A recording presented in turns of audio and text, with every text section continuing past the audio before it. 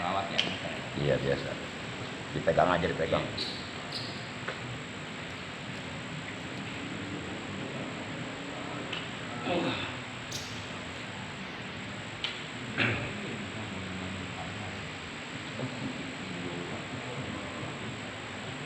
Assalamualaikum warahmatullahi wabarakatuh.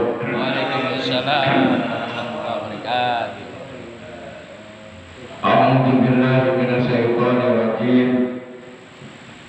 Bismillahirrahmanirrahim. Alhamdulillahi wa kafa. Wassalatu wassalamu ala sayyidina Muhammadin al-Mustafa wal ali ma'a sahbihi wa tabi'in ila amma ba'd. Asyhadu an la ilaha illallah wa asyhadu anna sayyidana Muhammadan abduhu wa rasuluh. La haula wa la quwwata illa billahil aliyyil azim.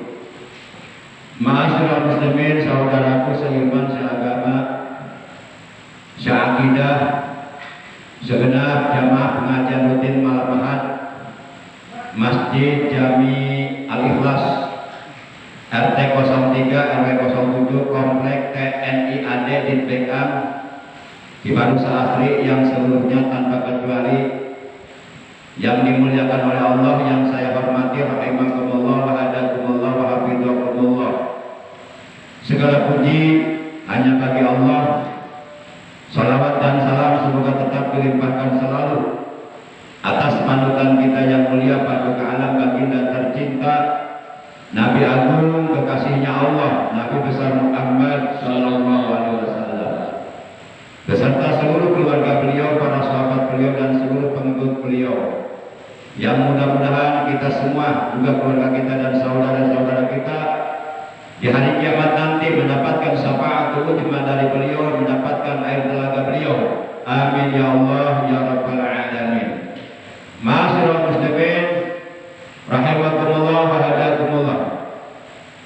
Mari kita awali taklim kita pada malam ini, malam Ahad memasuki malam tanggal 17 Rabiul Tsani atau Rabiul Akhir 1446 Hijriah, bertepatan dengan tanggal 19 Oktober 2024. Mari kita awali taklim kita malam ini, merupakan taklim pertemuan yang ke-591. Sebagaimana biasa, taklim kita selalu diawali dengan pembacaan Ummul Quran dan dengan pembacaan salawat, juga dengan pembacaan zikir jalalah. Kita niatkan di dalam hati kita masing-masing pahala dari ketiga bacaan tersebut yang akan kita baca, kita hadiahkan untuk seluruh ahli kubur keluarga kita yang telah mendahului kita, terutama untuk kedua orang tua kita, kakek nenek kita, guru-guru kita, juga untuk paman bibi kita, kakak adik kita, anak cucu kita, ponakan-ponakan kita. Dan sekaligus kita bermunajat kepada Allah.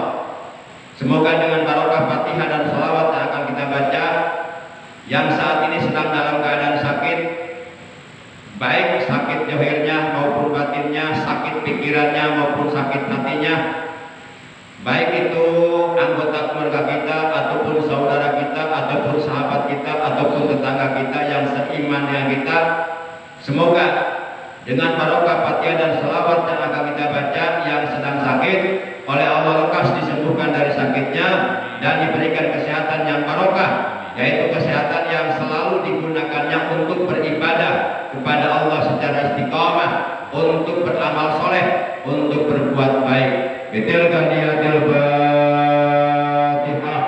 A'udzu billahi minasyaitonir rajim. Bismillahirrahmanirrahim. Alhamdulillahi rabbil alamin. Ar-Rahmanir Rahim. Maliki yaumiddin. Iyyaka na'budu wa iyyaka nasta'in. Ihdinas siratal mustaqim. Shiratal ladzina an'amta 'alaihim ghairil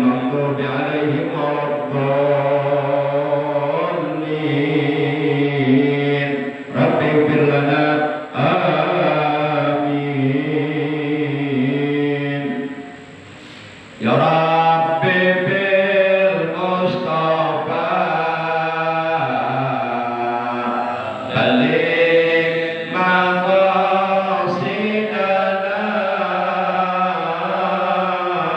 waghfir lana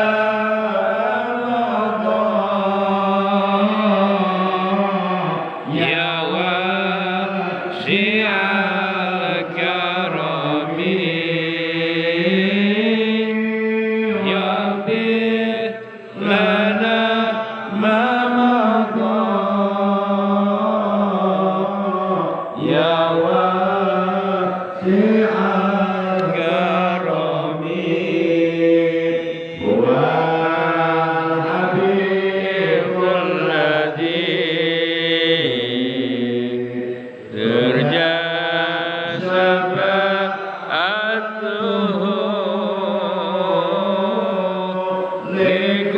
likulli haulin lihat ahwa limuqtahimi likulli haulin lihat ahwa limuqtahimi ya Rabbil Mustafa balik maqasidana waghfir lana ma madha ya wasi'al karami waghfir lana ma madha ya wasi'al karami nabiyuna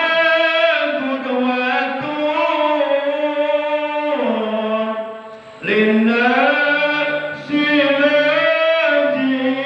lazimatun nabiyuna qudwatun linnasi lazimatun nabiyuna rahmatun lil kauni syamilatun nabiyuna rahmatun lil kauni syamilatun ya Rabbil Mustafa balik maqasidana waghfir lana ma madha ya wasi'al karami waghfir lana ma madha ya wasi'al karami Allahumma shalli wa sallim wa barik alaihi wa ala alihi wa sahbihi bismillahirrahmanirrahim la ilaha illallah al-mawjudu fi kulli zaman la ilaha illallah al-mawjudu fi kulli makan la ilaha illallah al-mawjudu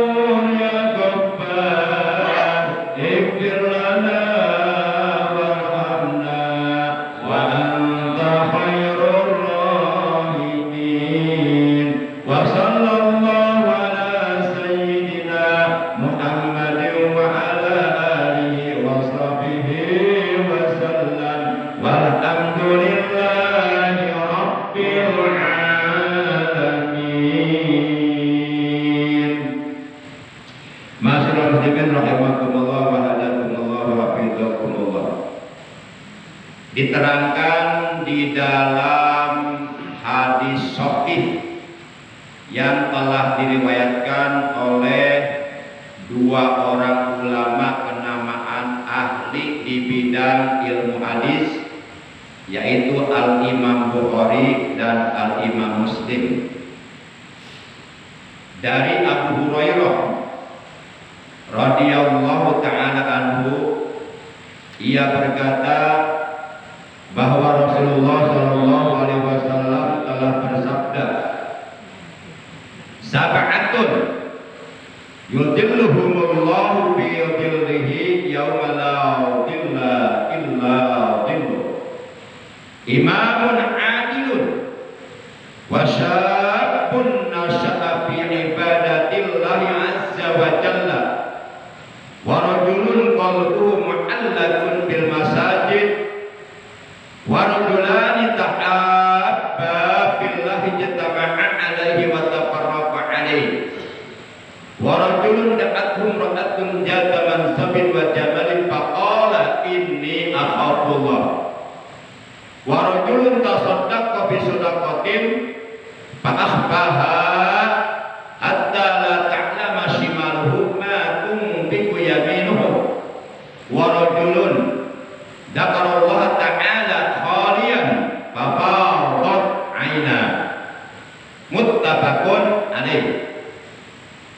Artinya ada 7 golongan di mana Allah Subhanahu wa taala akan menaungi 7 golongan tersebut dengan naungan rahmatnya, di mana pada hari tidak ada naungan kecuali naungan Allah. Yang dimaksud hari itu adalah hari kiamat. Jadi yang 7 golongan ini di padang mahsyar nanti mereka tidak akan kepanasan, tidak akan kehausan, tidak akan kelaparan. Yang 7 golongan ini di padang mahsyar nanti mereka mendapatkan naungan dari Allah, naungan rahmatnya Allah. Mereka oleh Allah ditempatkan di bawah arasnya Allah dalam keadaan nyaman, dalam keadaan selamat, dalam keadaan mulia, dalam keadaan bahagia. Sementara umat manusia yang lainnya di padang mahsyar mereka kepanasan, kehausan, kelaparan, dan itu akan berlangsung selama ribuan tahun lamanya. Bukan 1 hari, bukan 1 minggu, bukan 1 bulan, bukan 1 tahun, melainkan ribuan tahun menunggu keputusan dari Allah.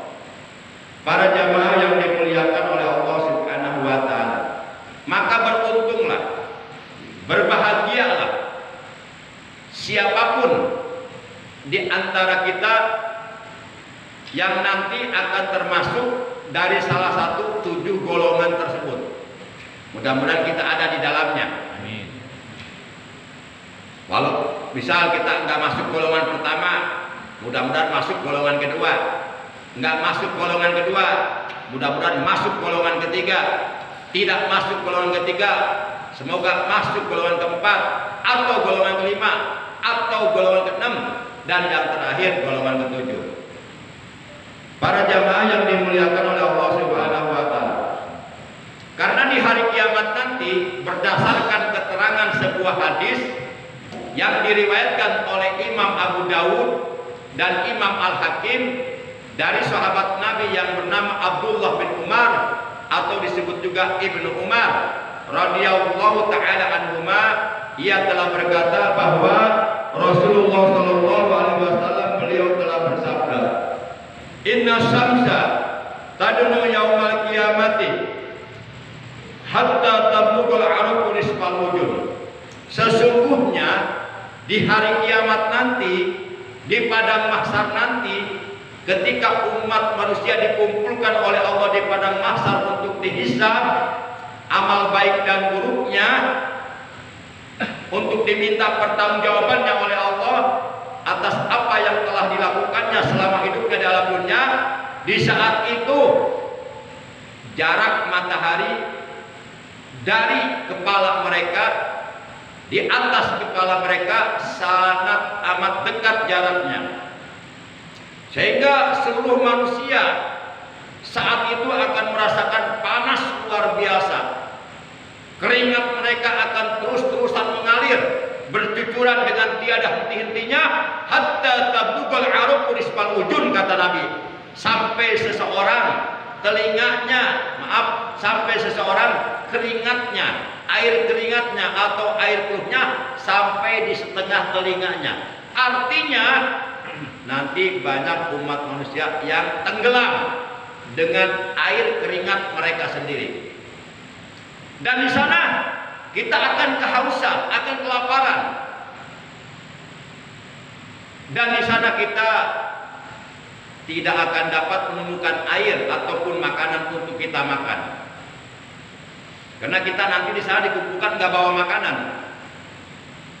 Kita mati dikubur nggak bawa makanan, nggak bawa minuman, nggak bawa uang, nggak bawa jabatan, nggak bawa pangkat. Nanti dibangkitkan di hari kiamat, kemudian dihalau di padang mahsyar, nggak bawa apa-apa. Dan ini pasti akan kita alami. Dan setiap orang yang beriman, apabila meragukan keadaan seperti ini nanti di hari kiamat yang akan kita alami, maka keimanannya ditolak. Kenapa? Karena dia mengingkari rukun iman yang kelima, yaitu iman kepada hari kiamat. Dan proses di hari kiamat yang akan kita alami itu adalah merupakan bagian daripada iman kepada hari kiamat, termasuk dikumpulkan di padang mahsyar untuk dihisab amal. Itu pun bagian daripada beriman kepada hari kiamat. Para jamaah yang dimuliakan oleh Allah Subhanahu wa taala, Rasulullah menjelaskan kullu nasin ya'ti yaumal qiyamah. Seluruh manusia, kata Nabi, nanti di hari kiamat akan lapar dengan lapar yang sangat amat luar biasa laparnya. Kalau di dunia kita lapar seminggu atau sebulan atau 2 bulan, lama-kelamaan kita mati kelaparan, mati kelaparan. Tapi di sana tidak ada kematian. Rasa lapar itu akan terus kita rasakan, sehingga kita benar-benar merasa tersiksa, merasa sengsara, merasa menderita. Di sana tidak ada kematian. Kematian hanya terjadi di alam dunia. Para jamaah, akan tetapi kata Nabi ada 7 golongan yang akan diselamatkan oleh Allah di hari kiamat. Mereka akan berada di bawah naungan rahmatnya Allah, sehingga mereka tidak kepanasan, tidak kehausan, tidak kelaparan. Siapakah mereka yang 7 golongan? Mereka yang 7 golongan, kata Nabi, yang pertama adalah imamun adilun, seorang imam yang adil, seorang pemimpin atau penguasa yang adil. Pemimpin yang adil, penguasa yang adil, kelak di hari kiamat akan berada di bawah naungan rahmat Allah, di mana pada hari itu tidak ada naungan illa dilluh, kecuali naungan Allah. Sebaliknya, lawan daripada pemimpin yang adil adalah pemimpin yang zalim. Nah, pemimpin yang zalim pada hari kiamat tidak akan mendapatkan naungan rahmatnya Allah. Para pemimpin yang zalim ketika menjadi pemimpin di alam dunia, kelak di hari kiamat mereka akan tersiksa, akan kepanasan, kehausan, kelaparan ribuan tahun lamanya, sehingga mereka menderita. Beruntunglah para pemimpin yang adil. Sebenarnya kalau kita berbicara pemimpin, setiap kita adalah pemimpin. Setiap kita, setiap pribadi individual itu adalah pemimpin. Sebagaimana Rasulullah bersabda dalam hadis yang diriwayatkan oleh Imam Bukhari, hadis dengan nomor urut 844. Beliau bersabda, kullukum ra'in wa kullukum mas'ulun an ra'iyatin. Kata beliau, setiap kamu adalah pemimpin. Wa kullukum, dan setiap kamu mas'ulun, akan ditanya, akan diminta pertanggungjawaban an ra'iyati, dari kepemimpinannya. Setiap pemimpin akan diminta pertanggungjawabannya dari kepemimpinannya selama ia memimpin. Dan setiap kita adalah pemimpin, walaupun kita secara birokrasi, secara HTN, hukum tata negara, kita bukan Pak RT, bukan Pak RW, bukan Pak Lurah, bukan Pak Camat, bukan Pak Bupati, bukan Pak Gubernur, bukan Pak Presiden. Sebenarnya setiap kita adalah pemimpin. Kalau dikatakan setiap kita pemimpin, berarti harus ada yang dipimpin. Apa yang kita pimpin? Anggota badan kita. Anggota badan kita harus kita pimpin ke jalan yang benar, ke jalan yang diridhoi oleh Allah. Dari mulai kedua telapak kaki sampai kedua telinga, sampai kedua tangan dan sebagainya, itu harus dipimpin di jalan yang benar. Nah, ketika anggota badan kita gunakan untuk berbuat zalim, untuk berbuat dosa, untuk melakukan perbuatan maksiat, itu artinya kita menjadi pemimpin yang zalim terhadap diri kita sendiri. Kita telah menzalimi diri kita sendiri, dan nanti kita akan diminta pertanggungjawaban oleh Allah. Para jamaah yang dimuliakan oleh Allah Subhanahu wa taala. Misal, salah satu dari anggota badan kita yang kita pimpin di dalam diri kita gunakan untuk berbuat dosa, maka nanti kita akan diminta pertanggungjawaban dari kedua telapak kaki kita yang kita gunakan untuk berbuat dosa. Karena kita yang memimpin kaki kita, maka jadilah pemimpin yang adil terhadap diri sendiri. Para jamaah yang dimuliakan oleh Allah, jadi kita jangan menjolimi diri kita sendiri.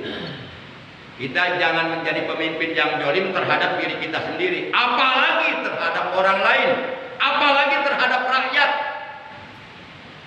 Menjadi pemimpin yang jolim terhadap diri kita sendiri aja itu sangat dibenci oleh Allah, apalagi menjolimi orang lain.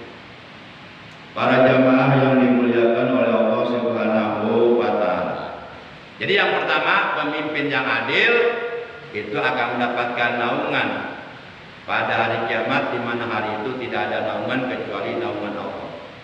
Nanti di hari kiamat jangan harap kita bisa menemukan tempat untuk berteduh. Di padang mahsyar itu rata, nggak ada apa-apa. Kalau kita ingin tahu sedikit gambaran padang mahsyar itu, coba malam hari di bulan purnama, ketika bulan terang benderang, kita nongkrong atau duduk di tepi lautan yang luas membentang. Nah, seperti itu rata, nggak ada apa-apa. Saya pernah tuh melakukan seperti itu. Di mana? Di Pulau Cangkir, Banten. Jam 1 malam saya. Di Banten ada pulau namanya Pulau Cangkir. Pulau itu adanya di tengah lautan. Jadi untuk menuju pulau tersebut itu kita harus melalui lautan. Kiri kanan lautan. Jam 1 malam saya gitu. Di situ ada makam waliun min auliyaillah. Saya di situ berzikir, ziarah ke makam tersebut. Itu saya sebelum menuju ke makam, saya memandang lautan dan begitu luas rata. Teringat, oh mungkin seperti ini nanti di padang mahsyar, nggak ada apa-apa, rata, luas. Nah, kalau kita ingin mengetahui sedikit gambaran umat manusia oleh Allah dikumpulkan pada mahsyar, lihat ketika jamaah haji dari berbagai belahan dunia, dari berbagai pelosok dunia, dengan pakaian yang sama, pakaian ihram, mereka wukuf di padang Arafah, seperti itu. Itu belum seberapa, nanti di hari kiamat lebih dari itu.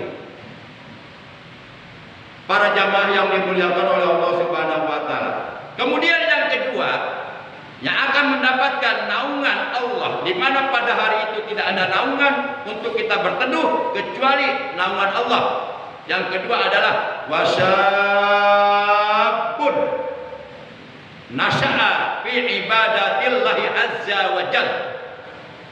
Seorang remaja, seorang pemuda yang mengawali keremajaannya, yang mengisi masa mudanya dengan tekun, dengan rajin, dengan istiqomah beribadah kepada Allah.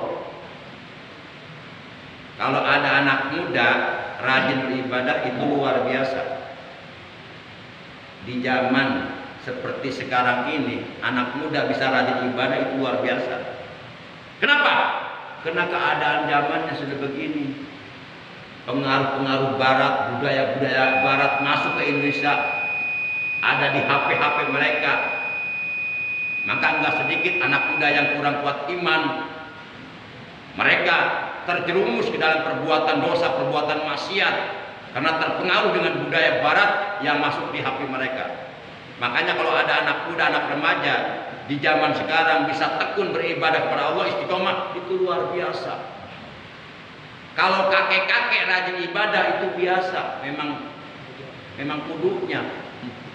Masa wajar lah, udah kakek-kakek masih genit juga, masih ganjen juga. Masa udah kakek-kakek masih nyari perawan? Itu namanya buah nangka biji kemiri, itu namanya. Tahu nggak buah nangka biji kemiri? Tua bangka tak tahu diri. Sekarang tuh perawan dari kakek-kakek. Oh gitu ya. Ya kalau kakek-kakeknya banyak duitnya, kalau kakek-kakeknya bokeh, bor-bor perawan, nenek-nenek juga kagak mau, nenek-nenek juga. Masya Allah. Kalau kakek-kakek rajin beribadah, tekun beribadah, istiqomah dalam beribadah, wajar. Memang seharusnya begitu. Kapan lagi? Tinggal nunggu umur. Pipi udah keriput, gigi udah mulai ompong, pendengaran udah mulai budek, mata udah mulai tidak awas, punggung udah mulai bongkok, rambut udah mulai beruban. Memang seharusnya sudah dekat alam kubur, sudah seharusnya mempersiapkan diri untuk bekal di alam kubur. Wajarlah kalau sudah sepuh, sudah tua beribadah rajin, memang seharusnya. Ini yang luar biasa, anak muda masih labil dalam situasi zaman seperti ini, rajin beribadah itu luar biasa. Makanya ada pepatah mengatakan, anak muda gondrong, rajin sholat, rajin berjamaah, rajin ke masjid, rajin ibadah, itu jauh lebih baik daripada kakek-kakek botak tapi nggak pernah sholat. Setuju juga kira-kira? Ayo, Bapak mau milih anak muda gondrong, rajin sholat, apa mau milih kakek-kakek botak nggak pernah sholat? Udah kakek-kakek botak lagi, gak pernah sholat lagi. Masya Allah. Yang ketiga, kita persingkat, udah masuk waktu Isya. Yang ketiga adalah warajulun qalbuhu mu'allaqun bil masajid. Seorang lelaki yang hatinya selalu dipertautkan dengan masjid-masjid Allah di permukaan bumi. Artinya orang tersebut di hatinya ada keinginan kuat untuk memakmurkan masjid-masjid Allah dimanapun. Dia ada keinginan kuat untuk selalu memakmurkan masjid-masjid Allah, baik dengan meramaikan pengajian rutin, itu pun merupakan bagian daripada memakmurkan masjid. Untuk memakmurkan masjid itu banyak caranya, bukan hanya dengan sholat berjamaah, bukan hanya dengan meramaikan pengajian rutin. Masih banyak cara-cara untuk memakmurkan masjid yang sesuai dengan tuntunan Rasulullah SAW. Nah itu yang ketiga. Jadi orang yang selalu dipertautkan hatinya dengan masjid-masjid Allah, maka kelak di hari kiamat dia akan berada dalam naungan rahmatnya Allah. tidak akan kepanasan, tidak akan kehausan, tidak akan kelaparan. Yang keempat, warujulani tahabba billahi jitama'a alaihi wa tafarraqa alaihi. Yang keempat adalah dua orang yang saling cinta mencintai karena Allah. Mereka berkumpul dan berpisah juga karena Allah. Jadi kalau kita mencintai seseorang, cintailah orang itu karena Allah. Jangan mencintai hanya karena kecantikannya saja. Jangan mencintai hanya karena hartanya saja. Cintailah karena Allah. Demikian pula sebaliknya, kalaupun kita mau membenci seseorang, bencilah orang itu juga karena Allah. Cinta karena Allah, benci karena Allah. Bagaimana konkretnya benci karena Allah? Contoh, misal kita punya teman kita akhlaknya buruk, perbuatannya buruk, banyak melakukan perbuatan-perbuatan dosa, dikasih nasihat malah melawan, tidak mau mendengar. Nah, kalaupun kita benci kepada orang ini, kita jangan benci kepada manusianya, tapi kepada akhlak yang buruknya. Jadi kita bencinya juga karena Allah, bukan karena hawa nafsu. Contoh seperti Umar bin Khattab ketika perang dengan orang kafir tersebut sudah tidak ada daya dan upaya. Itu Umar bin Khattab tinggal bunuh doang tuh, tinggal gorok doang lehernya, dia udah jatuh, udah nggak bisa apa-apa, tinggal digorok aja mati tuh orang kafir. Tiba-tiba di luar dugaan itu orang kafir meludahi mukanya Umar bin Khattab. Umar bin Khattab nggak jadi mau membunuh orang kafir itu. Kenapa? Karena takut ketika membunuh orang kafir tersebut ada rasa kesel gara-gara diludah. Sementara Umar bin Khattab pengen membunuh, ikhlas mata-mata karena Allah dalam medan peperangan. Nggak jadi tuh. Karena takut ada hawa nafsu yang mengiringinya. Para jamaah yang dimuliakan oleh Allah, yang berapa tadi? 4 ya. Sekarang yang kelima adalah warajulun da'atum ra'atun jata mansabin wa jamalin faqala inni akhafullah. Adalah seorang laki-laki yang ketika dibujuk, dirayu oleh seorang wanita bangsawan lagi rupawan untuk melakukan perbuatan maksiat, laki-laki ini mengatakan, "Tidak, ini akhafullah, aku takut kepada Allah." Coba kira-kira nih, umpama nih bapak-bapak nih dibujuk sama seorang wanita cantik banget, pokoknya aduhai lah, cantik, udah cantik, keturunan bangsawan, keturunan ningrat, keturunan darah biru, keturunan orang kaya, udah cantik, keturunan bangsawan. Kita dibujuk sama dia, digoda untuk melakukan perbuatan yang sangat keji, katakanlah berzina lah, atau tidur bareng. Kira-kira bapak kira-kira kuat nggak kira-kira? Kira-kira bapak akan mengatakan begini nggak? Tidak, aku takut kepada Allah. Kira-kira begitu nggak? Bisa Jawabannya jujur sesuai dengan keadaan hati aja, hati. Jangan ada dusta di antara kita. Jawabannya jujur. lo nemu yang kayak gitu. Iya, andai kata emang pengen nemu, pengen dia. nanti kalau ketemu takutnya nggak kuat nanti. Begitu wanita tersebut telanjang, wah udah. Neneng aja nggak kuat. Nah itu yang pernah terjadi kepada Nabi Yusuf. Nabi Yusuf itu udah berada di kamarnya sudah dikunci oleh situ Julaiho, dikunci. Situ Julaiho pakai pakaiannya pakaian tipis banget.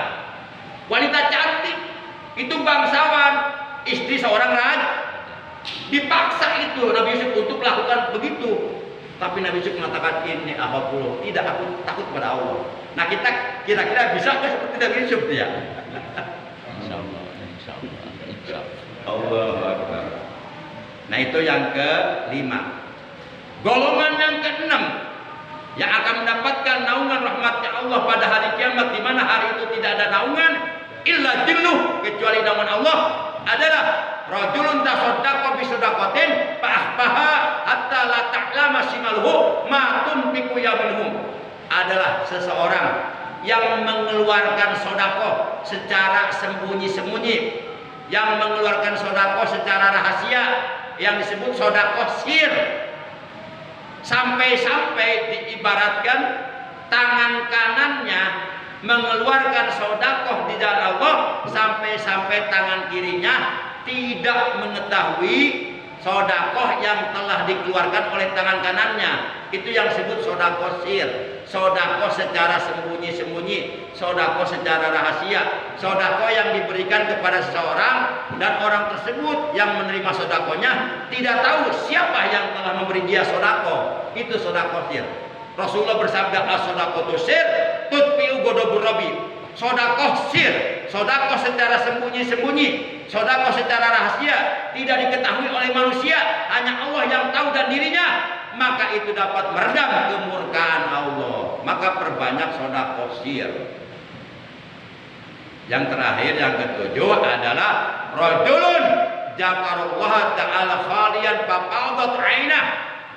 Golongan yang ketujuh yang akan mendapatkan naungan rahmatnya Allah pada hari kiamat, di mana hari itu tidak ada naungan kecuali naungan Allah, adalah seseorang yang berzikir kepada Allah di tempat yang sunyi, di tempat yang tidak ada manusia lain. Artinya dia berzikir nggak ada yang tahu. Kalau zaman sekarang bisa dilakukan di rumah, ketika orang lain tidur, keluarga kita tidur, kita bangun berzikir. Di saat berzikir, di saat beristighfar, kita nangis sampai bercucuran air mata. Nah, orang yang seperti ini yang akan mendapatkan naungan rahmatnya Allah. Kalau dulu memang berzikir di tempat-tempat sepi, ya, di gua-gua, namanya tapak, toko, loto, semedi. Kalau sekarang nggak usah ke gua, ngapain ke gua, banyak nyamuk. Udah lakukan di rumah, bangun tengah malam, bangun jam 1, ambil air wudhu. Kemudian setelah berwudhu, lakukan sholat wudhu 2 rakaat, lakukan sholat taubat 2 rakaat, lakukan sholat tahajud 2 rakaat, lakukan sholat hajat 2 rakaat, kemudian lakukan sholat witir 3 rakaat dengan 2 kali salam. Kemudian beres berdoa, kita perbanyak istighfar, perbanyak sholawat, perbanyak berzikir. Ingat dosa sampai kita tidak terasa air mata membasahi pipi. Nah, orang yang seperti ini berzikir di tempat yang sunyi, maksudnya berzikir tidak ada yang tahu. Dan kita kalau bisa, berapapun zikir yang kita lakukan, 1000, 2000, 10.000, jangan diceritakan sama orang lain kalau bisa. Takutnya malu lah, hati rawan ya kemasukan sifat ria. Jaga hati kita jangan sampai masuk sifat ria. Jangan sampai di hati kita ada harapan mendapatkan pujian dari orang tersebut yang kita cerita kepada, jangan. Awas, sebab ibadah apapun kalau ada ria itu sia-sia, ditolak oleh Allah. Nauzubillah min. Bahkan Allah mengharamkan masuk surga bagi orang yang rajin ibadah tapi ibadahnya ria. Hadisnya begini, innallaha ta'ala harramal jannata 'ala kulli mura'in. Itu hadisnya. Sesungguhnya Allah Ta'ala benar-benar mengharamkan masuk ke dalam surga bagi setiap orang yang beribadah walaupun ibadahnya rajin tapi ibadahnya ria. Bukan karena Allah, tapi mengharapkan pujian dari manusia. Allah sangat benci kok pada orang yang ibadahnya ria. Sebab orang yang ibadahnya ria itu sebenarnya melakukan kesyirikan kepada Allah. Namanya syirik asghar, syirik kecil, menyekutukan Allah. Dan diharamkan masuk surga, wajib masuk neraka orang yang melakukan kesyirikan kepada Allah walaupun kesyirikannya kecil seperti ria. Demikian taklim kita malam ini, kurang lebihnya mohon maaf. Terima kasih atas kehadirannya, atas perhatiannya. mudah-mudahan dosa-dosa kita oleh Allah diampuni. Amin. Segala amal kebaikan, amal ibadah, amal soleh yang telah kita lakukan dan yang akan kita lakukan dan yang sudah kita lakukan, semoga semuanya nanti di akhirat diterima oleh Allah Subhanahu wa taala. Amin ya Allah ya rabbal alamin. Akhirnya mari kita tutup ta'lim kita malam ini dengan ucapan hamdalah. Alhamdulillahirabbil alamin. Subhanakallahumma wa bihamdika asyhadu an la ilaha illa anta wahdaka la syarika laka astaghfiruka wa atubu ilaik. Astaghfirullah rabbal baraya Astaghfirullah minal khataya. Rabbana zidna ilman nafi'an wa hidayah wal barakah. Allahumma arzuqna barakata fi kulli syai'in. Amin. Waj'alna mubarakina fi kulli waqtin wa hin. Amin. Waj'alna mubarakina aina ma kunna. Allahumma barik lana fi kulli ma a'taitana. Amin. Allahumma ighfir lana wa li walidayna warhamhuma kama rabbayana shighara. Amin. Rabbana atina fid dunya hasanah wa fil akhirati hasanah wa qina adzabannar. Wa sallallahu ala sayyidina Muhammadin wa ala alihi wa sahbihi wa baraka wa sallam. Subhana rabbika rabbil izzati amma yasifun wa salamun alal mursalin walhamdulillahi rabbil alamin. Terima kasih. Ananallahu wa iyyakum ajmain.